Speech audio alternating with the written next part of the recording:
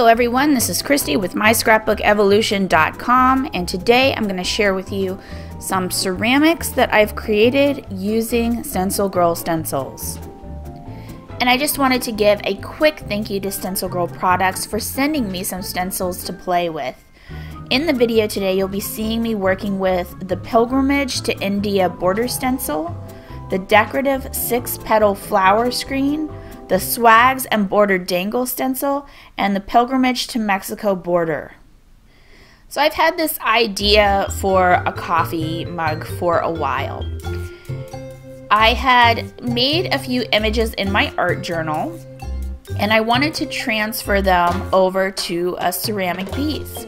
So what you're seeing me do here is to trace the image with a pencil, and I'm basically making my own transfer sheet. Now of course you could use like a carbon paper to do the same thing, but I don't have that, so I'm just using a piece of tracing paper, and I'm just running my pencil along the lines. And what I will then be able to do is to put that on top of the mug, trace it from the back, and the image will transfer over almost completely. It's been a long time since I've done ceramics, like literally middle school, so we're talking a couple of decades. And so I was excited to try it again, use some new techniques, try some new products. I'm going to be working with Mako Stroke and Coat Wonder Glaze today as the paint color. They didn't sponsor me or anything like that. It's just the product that happened to be available at the art supply store closest to me, so that's what I bought.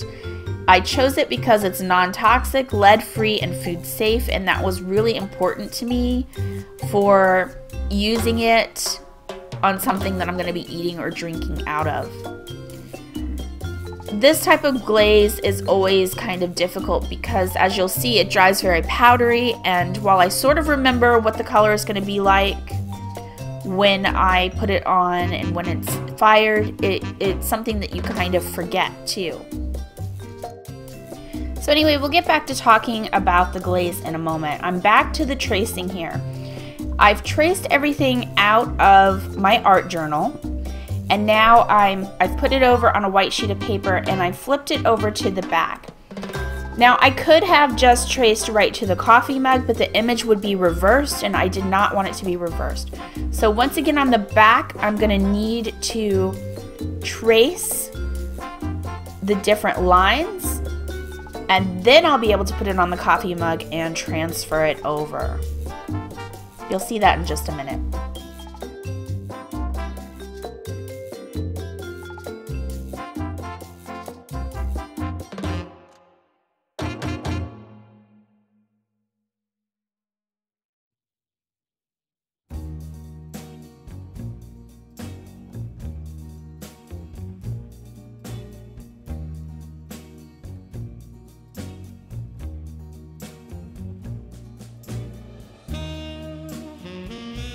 I decided that I wanted to put the background on before I traced my image over. So what I did was to cut out the shape of the girl's head out of a plain piece of paper.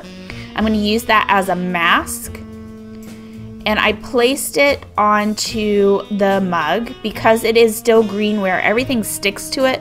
So I just dampened that paper a little bit. And then I can put the full stencil around it.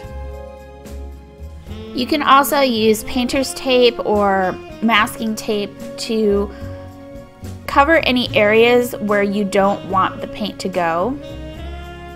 It can sometimes be a challenge to get this tape to stick to the greenware because the greenware surface is very powdery.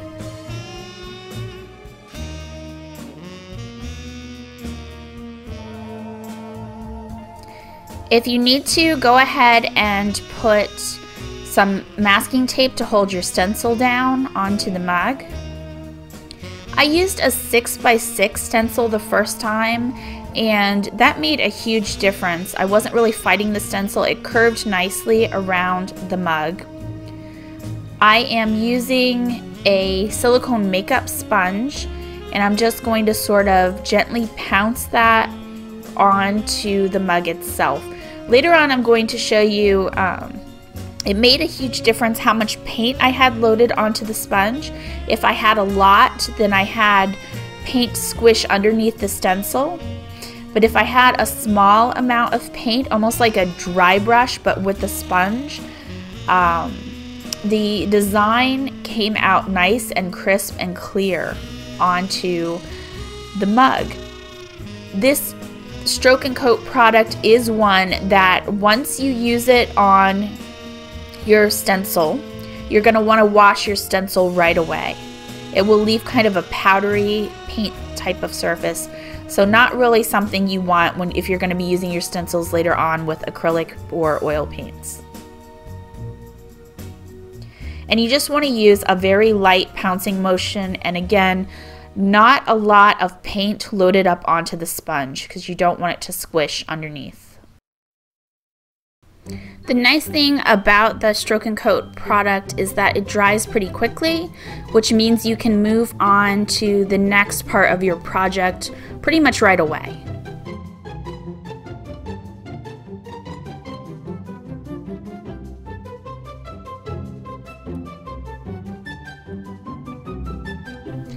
So now the mug is dry, the portion that I stenciled, and I took off the mask. It was really easy to remove the paper.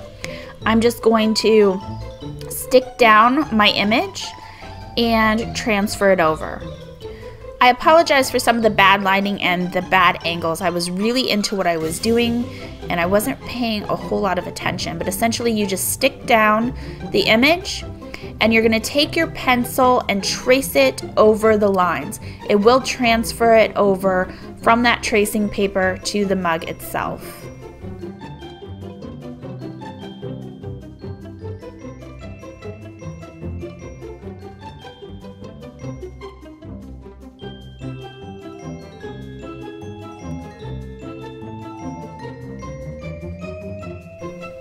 As you can see, the image transferred clearly onto the mug.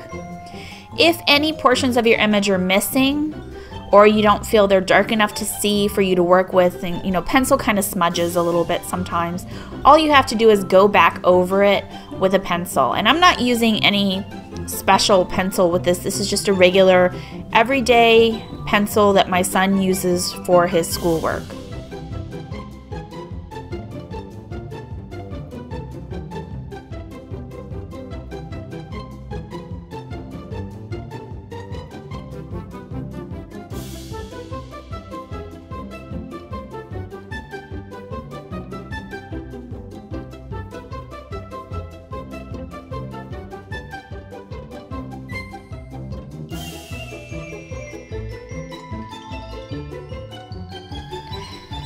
So essentially all I've done here is to fill a fine tip lining pen with black liner, and I'm going to go over my pencil lines with it. You want to go slow. It takes a little bit of time. This video is sped up a bit. It took me about 8 minutes to line it. It can be hard on your hand, so you can do it in sections. Again, the liner dries really fast. So if you find your hand is cramping, just put it down for a little bit and come back to it. And don't worry about stray pencil lines. You don't have to completely cover the pencil. Any of those pencil marks will burn off when it goes into the kiln.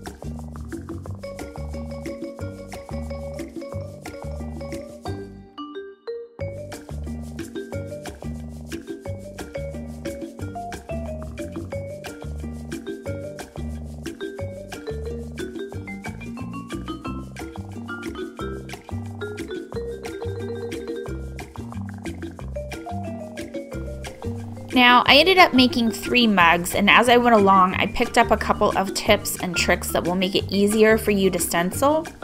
One of the things you can do, because the mug wants to roll on the desk, is to fold an old towel or an old baby blanket or an old shirt, kind of fold it and roll it so that it cradles the mug. This will make it easier for you to work with larger stencils.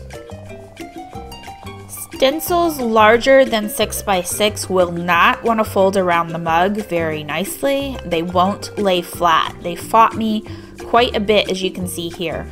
So what you're going to want to do, rather than tape them down, you're going to want to work with just small sections of that stencil. You may want to consider even cutting that stencil down smaller, although I just couldn't bear to cut my stencil apart. It would have made things a lot easier. So those tips I just mentioned with the mugs lead me to working with the ceramic bowl. It wanted to move around the table, so you'll see that I've propped it up with an old baby blanket. I don't care about that baby blanket. If it gets stained or what have you, it's not a big deal. The stencils didn't want to stick very easily to the bowl itself, and at times it could be a challenge because of that powdery surface. The tape would wear out really quickly. The curve of the surface does not lend easily to being used with a large stencil. To accommodate the design, I had to pick up the stencil and move it pretty frequently. I worked with small sections of the stencil each time. I'm using the pencil directly on the stencil itself, or I should say on the bowl itself. And any areas where I needed to, I can come back in and sketch with my pencil and fix the design, kind of filling it in where there are any gaps or where it was difficult for me to complete the design on the curve of the bowl. Allowing myself to draw in those sections of the stencil also helped me to stretch that shape over the curved surface of the bowl more easily. Hope I'm making sense. You can kind of see what I'm doing in the video. Again, just like lifting the stencil, moving it, sketching in different sections, filling in the parts of the stencil that didn't want to go in very easily.